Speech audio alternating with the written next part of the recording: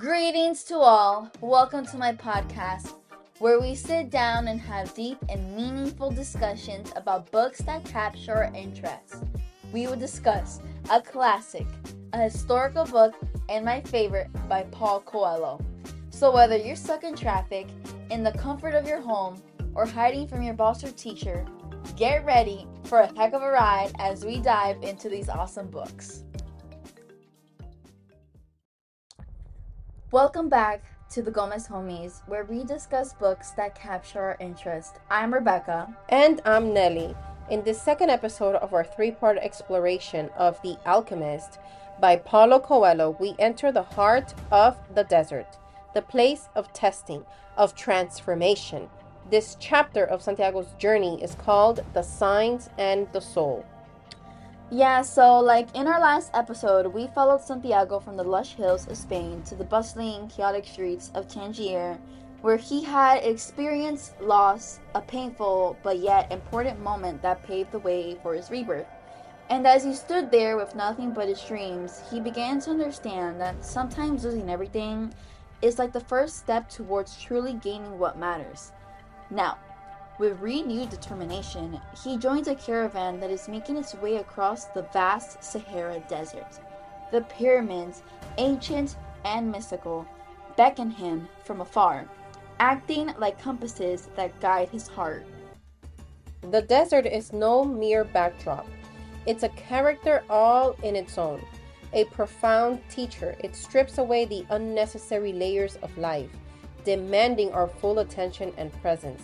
Each grain of sand, each distant peak serves as a reminder of the stark reality surrounding Santiago. In this vast expanse of isolation, he embarks on a journey that goes beyond the physical.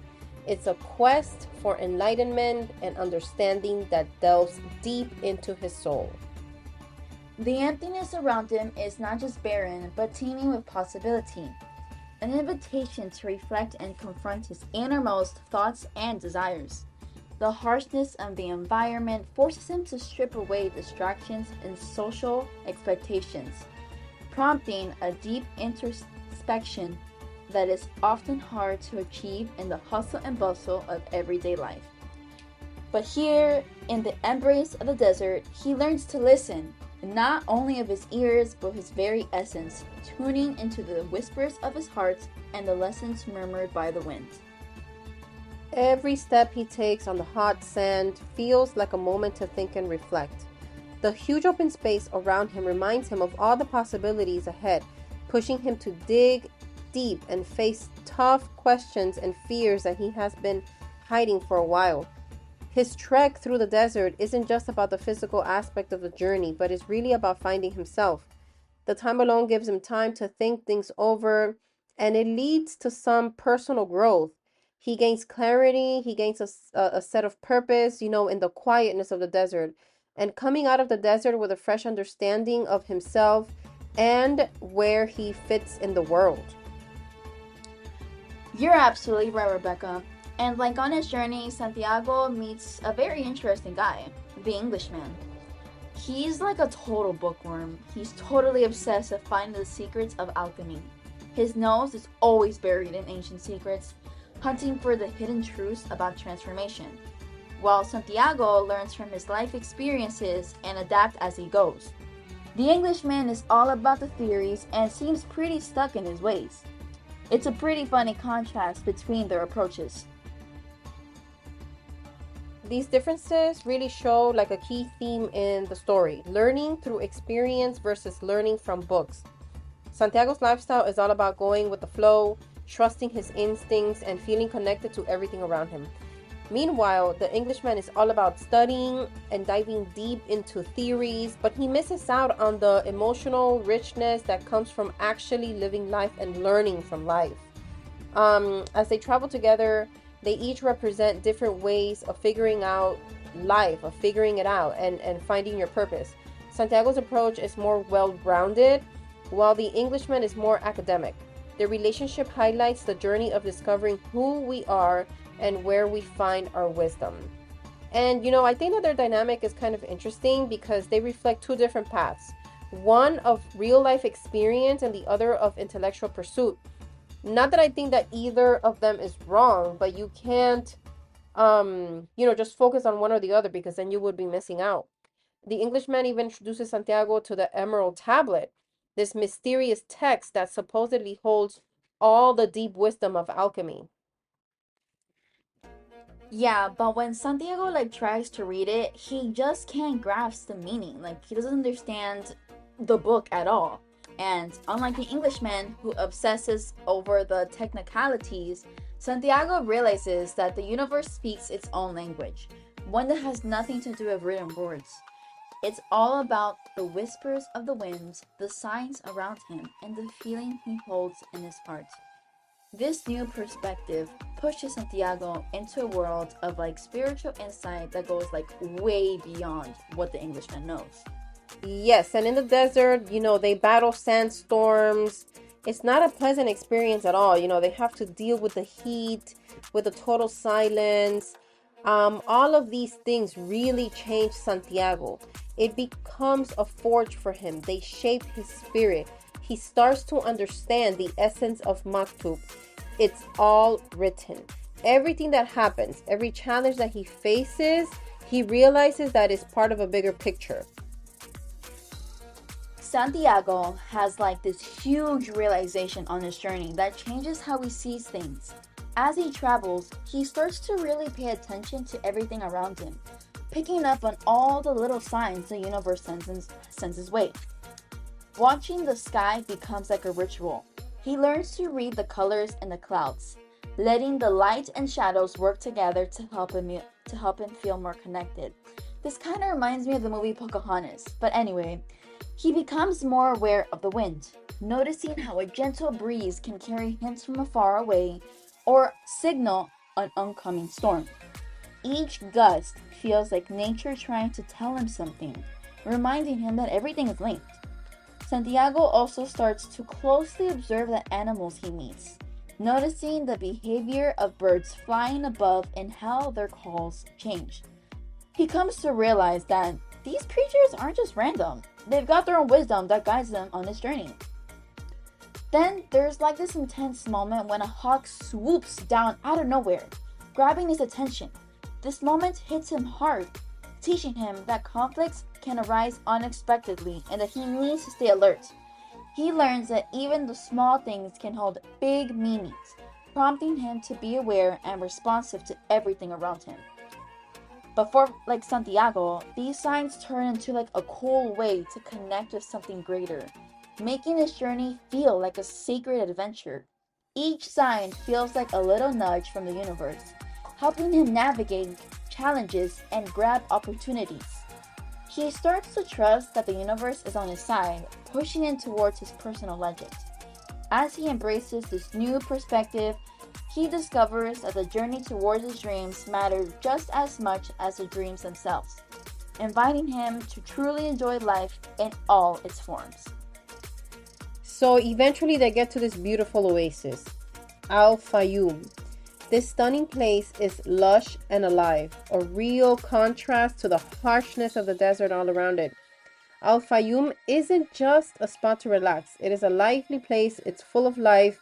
It gives weary travelers a chance to recharge and find themselves. There are tall palm trees that sway in the breeze, clear waters, they sparkle in the sunlight, creating an amazing scene. Colorful flowers, they fill the air with the scents. Each moment that is spent there is a reminder of nature's beauty and the incredible power of connecting with the land. So, this is where Santiago meets Fatima. It's such a simple moment, but wow, like the power behind it is super big. With just one look, he gets what love really is. It's like love at first sight, you know? This kind that cuts through all its noise. It's like the whispers of nature he's been picking up on, but so much deeper and more personal. So Fatima gives off this, she has like a very calm demeanor, she's graceful and she feels very grounded. Just being next to her makes everything feel less crazy for Santiago. He can't help but feel like a strong pull toward her, almost like there's a connection that stretches across time. It is something special that brings them together. It's filled with moments and understanding that does not need words. It's like an unspoken understanding, like an unspoken connection between them that maybe only they can perceive. Santiago finds himself like daydreaming about her, and he realizes that he's really in love. It's not about like a possessive love of wanting, to own her or interested in anything superficial with her. It's deep, it's genuine, it just fits. She inspires him to be a better version of himself. It looks like, like to him, she was his soulmate. She adds a layer of meaning to his life. He didn't even know that was missing. And their love grows in little ways, glances, laughs, this and that. So anyway, this is like new for him, and it turns into an extraordinary love and turns into a really big love for him. But this love isn't just a happy ending for Santiago. It actually poses a big challenge. When he tells her he wants to stay with her, she shares some heartfelt wisdom. I want you to chase your dreams. If it means waiting until the war is over, then wait. But if you have to leave sooner, go for it. The desert will bring us back together.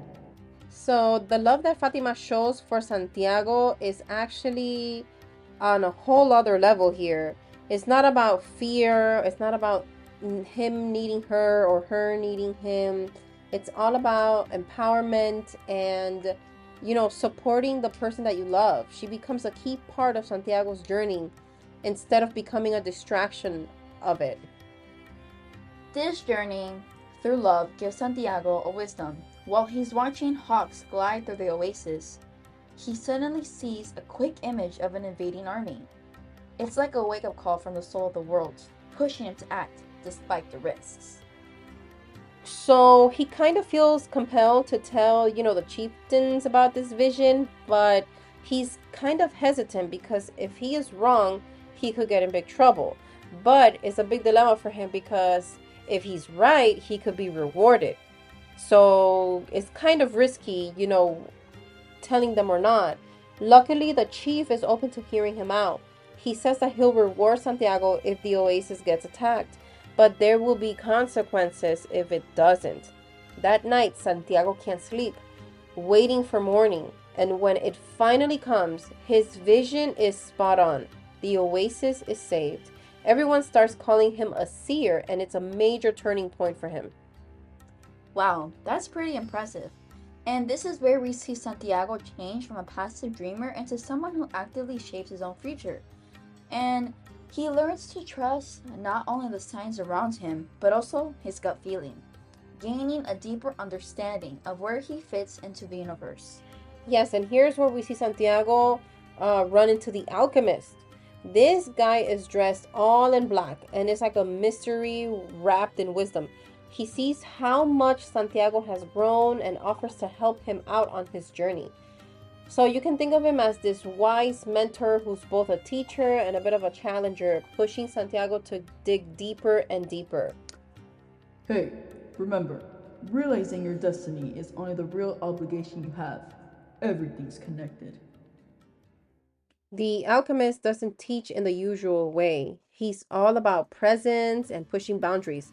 He encourages Santiago to really tap into the desert, talk to it, recognize its energy, understand that everything is intertwined, everything is connected. They're getting ready for an even more intense adventure towards self-discovery, which is going to help Santiago figure out his ultimate goal. Don't miss the next episode where we'll keep diving into Santiago's adventures and explore more of those alchemical ideas that are shaping his journey. Thank you so much for tuning in to our podcast, The Gomez Homies. Until next time, keep an eye out for those signs and just follow your heart.